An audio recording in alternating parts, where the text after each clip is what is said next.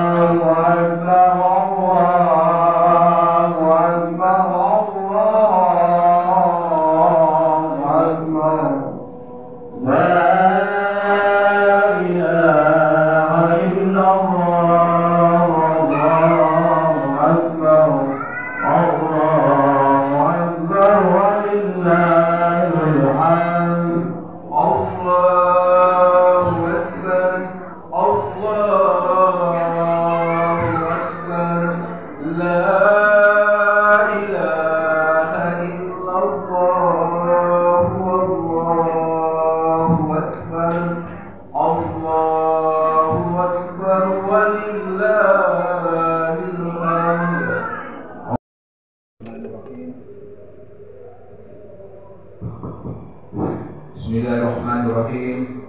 Assalamualaikum warahmatullahi wabarakatuh. Allahu Akbar. Allahu Akbar. Allahu Akbar. Allahu Akbar. Allahu Akbar. Allahu Akbar. Allahu Akbar. Allahu Akbar. Walillahil hamd. Innal hamdalillah nahmaduhu wa nasta'inuhu wa nastaghfiruh wa na'udzu billahi min shururi anfusina wa min sayyiati a'malina. May yahdihillahu fala mudilla lahu wa may yudlilhu fala hadiya lahu. Asyhadu an la ilaha illallah wahdahu la syarika lah wa asyhadu anna Muhammadan abduhu wa rasuluh la nabiyya ba'da. Allahumma shalli wa sallim ala nabiyyina Muhammad wa ala alihi wa sahbihi wa man tabi'ahum bi ihsan ila yaumiddin. Amma ba'd. Ma'asyiral muslimin rahimakumullah. Marilah kita semua bersyukur atas segala nikmat yang Allah limpahkan kepada kita semua. Nikmat yang tak terhingga, entah kapan berakhirnya, tak terhitung berapa jumlahnya dan bagaimana cara menghitungnya. Nikmat yang tak terbalas, bagaimana cara membalasnya, dan nikmat tak terbayar, berapa jumlah bayarnya. Sehingga dengan segala nikmat tersebut, di pagi yang cerah ini kita dapat berkumpul dalam suasana penuh bahagia dan keceriaan menyambut Hari Raya Idul Fitri 1443 Hijriah. Setelah sebulan penuh kita melaksanakan siam Ramadan, maka di pagi hari ini kita menyambut dengan tak terhenti-hentinya memandangkan takbir, tahmid, tahlil sebagai ungkapan kemenangan sekaligus ungkapan kesyukuran kepada Allah Subhanahu wa taala. Salam dan salawat kita sanjungkan kepada Nabi teladan sepanjang zaman, Rasulullah sallallahu alaihi wasallam. Semoga salawat kita kelak bisa menjadi asbab di akhirat sehingga kita dapat mendapatkan syafaat dan menjadi ahli surga bersama baginda Rasulullah dan para sahabatnya. Bertakwa kita semua kepada Allah Subhanahu wa taala dengan sebenar-benarnya takwa. Ukuran terbaik seorang hamba di sisi Allah adalah terukur secara mana sejauh mana kita tingkatkan ketakwaannya. Sebagaimana Allah berfirman, Inna akramakum indallahi atqakum, yang artinya sesungguhnya orang yang paling mulia di antara kamu di sisi Allah Subhanahu wa taala ialah orang yang paling bertakwa di antara kamu. Al-Quran surah Al-Hujurat ayat 13. Ma'asyiral muslimin rahimakumullah. Ramadan adalah madrasah atau sekolah yang mampu menempa dan mendidik para peserta didiknya untuk menjadi manusia-manusia tangguh, baik secara jasmani maupun secara rohani.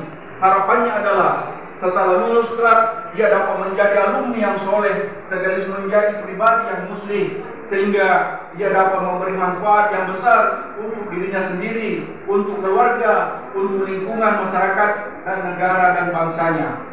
Untuk bisa mengaktualisasikan para peran alumni Ramadan dalam kehidupan sehari-hari, penting untuk dipahami terkait karakter dan profil seperti apa alumni Madrasah Ramadan yang wajib dimiliki oleh setiap orang beriman yang telah selesai melaksanakan saum, melaksanakan puasa. Tujuan utama bagi setiap orang beriman yang menunaikan ibadah puasa adalah bagaimana menggapai derajat takwa. Untuk dapat menggapai gelar ini, setiap insan mesti bersungguh-sungguh beribadah secara totalitas supaya gelar ini dapat diperoleh. Gelar muttaqin merupakan sebuah gelar yang istimewa yang Allah Subhanahu wa taala berikan kepada orang yang telah sukses dalam puasanya. Untuk dapat mengukur apakah setiap diri kita termasuk lulusan Madrasah Ramadan yang dapat gelar muttaqin atau tidak, maka ciri dan tanda-tanda orang bertakwa mesti dapat dipahami dengan baik. Dalam Al-Quran cukup banyak ayat yang menggambarkan tanda dan profil seseorang yang untuk masuk kategori muttaqin. Di antaranya ialah yang pertama, mendirikan sholat. Perintah sholat merupakan kewajiban bagi setiap manusia yang telah mengikrarkan diri sebagai seorang muslim. Ibadah ini merupakan ibadah yang spesial karena selain perintah melaksanakannya cukup banyak di dalam Al-Quran dan berbagai hadis Nabi. Juga sholat merupakan oleh-oleh spesial yang dibawa langsung oleh Nabi Muhammad SAW ketika peristiwa Isra dan Mi'raj. Sholat juga sebagai salah satu bagian penting ibadah dalam ajaran Islam yang mempunyai banyak nilai keistimewaan. Selain dia memiliki pesan hikmah dalam setiap gerakan dan rukunnya, secara umum juga sholat memiliki pengaruh drastis terhadap perkembangan kepribadian seseorang muslim. Efek dari sholat yang benar sesuai perintah salah satunya adalah dapat mencegah seseorang untuk melakukan perbuatan yang keji dan mungkar. Sebagai ayat di surah Al-Ankabut ayat 45, Allah Subhanahu wa taala berfirman, "Utlu ma uhiya ilaika minal kitabi wa aqimis shalah, inna sholata tanha 'anil fahsya'i wal munkar, wa dzikrullahi akbar, wallahu ya'lamu ma tasna'un." Yang artinya, bacalah apa yang telah diwahyukan kepadamu, yaitu Alkitab, Al-Quran, dan dirikanlah sholat. Sesungguhnya sholat itu mencegah dari perbuatan-perbuatan keji dan mungkar. Dan sesungguhnya mengingat Allah dalam sholat adalah lebih besar keutamanya dari ibadat-ibadat yang lain. Dan Allah mengetahui apa yang kamu kerjakan. Sehingga bagi setiap insan yang telah melaksanakan sholat dengan baik, maka ia telah memiliki pelindung diri untuk ia dapat terhindar dari berbagai perangai-perangai buruk yang dapat menghinakan dirinya. Untuk itu setiap alumni Ramadan dituntut untuk senantiasa tetap menjaga nilai dan pelajaran dalam sholatnya. Selepas ia keluar dari bulan suci Ramadan, efek positif sholat yang dapat menghindarkan pelakunya dari perbuatan mungkar dan sekaligus dapat menghasilkan manusia-manusia yang berkepribadian luhur dan beradab yang sangat dibutuhkan di era saat ini. Perilaku koruptif, dulas, khianat, sombong dan takabur merupakan sikap dan perangai buruk yang menjadi penyakit manusia yang dampaknya dapat merugikan diri dan sekitarnya. Bagi seorang yang telah merutinkan sholatnya dan merungi segala nilai pelajaran dalam setiap bacaan sholatnya, ia akan dapat memiliki perisai yang dapat memisahkan segala perbuatan hak dan batil dalam kehidupannya. Allahu Akbar, Allahu Akbar, la ilaha illallah, wallahu akbar, walillahil hamd. Masyiral muslimin jamaah sholat Idul Fitri yang berbahagia. Yang kedua, gemar bersedekah dan berinfak. Profil kedua alumni Madrasah Ramadan adalah ia senang ketika berbagi kepada sesama, terutama kepada orang-orang yang tidak mampu. Para alumni Madrasah Ramadan adalah mereka-mereka yang memiliki sifat sosial yang tinggi. Mereka menyadari bahwa semangat ibadah sosial di bulan Ramadan harus terus berlanjut, sehingga spirit bulan Ramadan terus terpatri dan terinspirasi, sehingga dapat menjadi motivasi meskipun sudah bukan lagi di bulan yang suci. Bagi alumni Ramadan, kegiatan bersedekah sudah menjadi kebutuhan sehingga dalam kondisi bagaimanapun ia tetap berusaha untuk bisa berbagi kepada sesama. Karena salah satu rumus bersedekah, ia tidak harus menunggu kaya atau melimpahnya rezeki. Bersedekah secara hakiki merupakan panggilan nurani yang lahir dari lubuk hati, sehingga ikhlas untuk saling berbagi tanpa harus mengukur berapa jumlah rezekinya. Terkadang kita jumpai begitu banyak orang yang secara lahiriah memiliki uang yang banyak, kehidupan yang mewah, dan harta yang melimpah, namun ia masih kesulitan dan merasa berat untuk berbagi kepada sesama. Namun tidak sedikit juga kita temui orang-orang yang penghidupannya cukup sederhana, harta yang dimiliki juga tidak terlalu banyak, tapi dia mampu dan ringan tangannya untuk bersedekah dan saling berbagi sesama. Sehingga bisa ditarik pelajaran bahwa bukan jaminan dengan banyaknya harta atau menjadikan orang mudah bersedekah, akan tetapi ukurannya adalah tergantung sejernihan hati, rasa simpatinya kepada sesama. Bahkan Nabi Muhammad SAW memberikan nasihat bahwa justru sedekah yang terbaik sebenarnya adalah bukan ketika kita sedang lapang dan memiliki harta yang banyak, namun sedekah yang terbaik adalah justru ketika kita sedang dalam kesulitan dan serba kekurangan. Sebagaimana hadis dari Abu Hurairah bahwa Nabi SAW pernah bersabda, sedekah mana yang paling afdal? Jawabnya adalah sedekah dari orang yang serba kekurangan. Allahu Akbar, Allahu Akbar, la ilaha illallah, wallahu akbar, Allahu Akbar walillahil hamd. Ma'asyiral muslimin, jamaah salat Idul Fitri rahimakumullah. Ketiga, menahan amarah. Profil berikutnya sebagai alumni Madrasah Ramadan adalah kemampuan dia untuk menahan amarah yang mengelola emosi.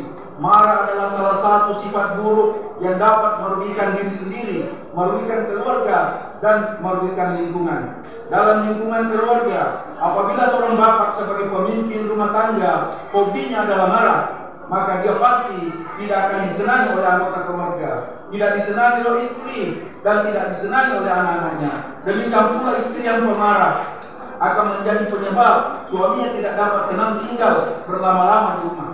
Suami yang memiliki istri pemarah, ia lebih cenderung merasa lebih tenang apabila berada di luar rumah. Ketika ada suami maupun istri sudah merasa tidak betah tinggal di rumah, akibat sering menahan dengan pasangannya, itu berarti akan menjadi pertanda awal petaka bagi setiap keluarga. Hal inilah yang terkadang menjadi jalan masuknya pihak ketiga yang sering merusak rumah tangga. Munculnya wanita idaman lain maupun pria idaman lain. Terkadang akibat suami maupun istri sudah tidak lagi merasa nyaman dengan pasangannya dan berpengaruh pemarah. Ketika ia di rumah, dia lebih sering menerima bentakan dan hentakan. Setiap kali ada masalah, mesti ujungnya berakhir dengan saling cekcok dan saling bertengkar. Sementara di saat yang sama, dia menemukan sosok pasangan yang dapat memberikan perhatian dan kesejukan. Ibarat kata pepatah, rumput tetangga lebih hijau. Akibatnya perselingkuhan pun tidak dapat terelakkan. Dan perselingkuhan ini dalam rumah tangga merupakan salah satu penyebab utama terjadinya perceraian. Begitu banyak mahligai rumah tangga harus buntu hingga bercerai akibat sikap amarah, emosi yang tidak dapat dikendalikan. Sebagai sebuah keluarga menjadi hal lumrah apabila terjadi masalah di dalamnya. Tinggal bagaimana komunikasi yang efektif supaya dapat terselesaikan dengan baik. Namun terkadang masalah yang dihadapi sebenarnya hanya sepele dan dapat diselesaikan dengan dialog dan dengan kepala dingin. Akan tetapi semua saling mendahulukan ego dan emosi masing-masing. Akibatnya yang terjadi hanya pertengkaran yang menyebabkan masalah pribadi lebih besar dan lebih runyam. Allahu Akbar, Allahu Akbar, la ilaha illallah, wallahu akbar, Allahu Akbar walillahil hamd. Ma'asyiral muslimin, jamaah salat Idul Fitri yang dirahmati oleh Allah Subhanahu wa taala. Terkait larangan untuk tidak marah, ada kisah menarik ketika Rasulullah SAW didatangi oleh seorang lelaki meminta untuk diberikan sebuah nasihat yang bermanfaat dalam kehidupannya. Nabi menjawab untuk jangan selalu marah. Dan ketika si lelaki mengulangi lagi permintaannya, Nabi pun menjawab dengan jawaban yang sama seperti bunyi hadisnya. An Abi Hurairah radhiyallahu anhu, anna Rasulullah sallallahu alaihi wasallam qala la takdzab. Faraddata miraran qala la takdzab. Dari Abu Hurairah radhiyallahu anhu berkata, seorang lelaki berkata kepada Nabi sallallahu alaihi wasallam, "Berilah aku wasiat." Beliau menjawab, "Janganlah kau marah." Lelaki itu mengulangi lagi permintaannya, namun Nabi sallallahu alaihi wasallam selalu menjawab, "Janganlah kau marah." Hadis riwayat Bukhari. Hadirin jamaah salat Idul Fitri yang berbahagia. Demikian pula di dalam lingkungan pendidikan. Bagi seorang pendidik yang pemarah, pasti juga tidak akan disenangi oleh murid-muridnya. Suasana kelas akan menjadi tegang yang dapat menjadikan para murid sulit untuk berkonsentrasi menerima pelajaran. Pendidik yang pemarah sebenarnya sangat merugikan karena akan merusak mental dan masa depan para peserta didik. Selain itu, pendidik yang sering marah akan menghambat peserta didik untuk dapat berprestasi karena anak yang lahir dari didikan emosi cenderung tidak dapat mengembangkan potensi kecerdasan intelektualnya dan kreativitasnya. Akhirnya, yang muncul hanya para peserta didik yang bebal, dididik yang keras, kemudian sulit diatur dan bahkan cenderung brutal. Begitu pula dalam dunia kerja, pemimpinan sering menahan kepada bawahan, marah kepada bawahannya juga tidak dapat menciptakan lingkungan kerja yang sehat. Sementara dalam bekerja, salah satu unsur terpenting untuk dapat menghasilkan produktivitas kerja maksimal adalah dengan adanya lingkungan kerja yang sehat, menyejukkan dan menyenangkan. Pemimpin, ketua atau bos, juragan ataupun jenis namanya, tetap tidak boleh semena-mena terhadap orang-orang yang ada di bawahnya. Umpatan atau cacian dan marahan merupakan sikap yang mesti dibuat jauh-jauh dalam dunia kerja, karena semua yang ada di dalamnya sering membutuhkan dan saling menopang satu dan lainnya. Pemimpin membutuhkan bawahan, yang bawahan pun juga membutuhkan pemimpin, agar pekerjaan dapat terbagi secara proporsional hingga dapat terselesaikan dengan baik. Ibarat sebuah tubuh, ada kepala, ada mata, tangan, kaki, dan anggota tubuh lainnya. Semua bekerja dengan fungsi dan tugasnya masing-masing untuk mencapai tujuan.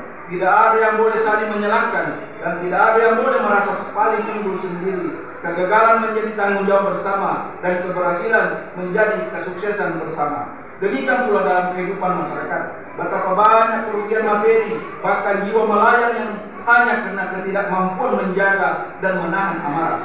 Terkadang awalnya hanya senggolan dua anak muda justru membesar menjadi perkelahian kelompok, kemudian meningkat menjadi perkelahian antar kampung. Pada akhirnya yang terjadi adalah kerugian untuk semua. Hadirin jamaah salat Idul Fitri yang beriman. Pada bulan Ramadan, para shaimin, orang yang berpuasa dilatih untuk selalu bersabar dan menahan diri dari berbagai hal-hal yang dapat merusak nilai dan kualitas puasanya. Sehingga dengan latihan selama sebulan penuh, ilmu sabar, kemampuan untuk menahan amarah, mudah memaafkan dapat terrealisasi dan berimplikasi dalam kehidupan sehari-hari. Kehidupan akan terasa lebih bermakna, penuh cinta dan harmoni dengan saling mengasihi, tidak saling membenci, mudah memaafkan antara sesama dengan tidak saling mendahulukan ego dan emosi. Allahu Akbar, Allahu Akbar, la ilaha illallah, Allahu Akbar, Allahu Akbar, walillahil hamd. Masyiral muslimin jamaah salat Idul Fitri yang dirahmati oleh Allah Subhanahu wa taala.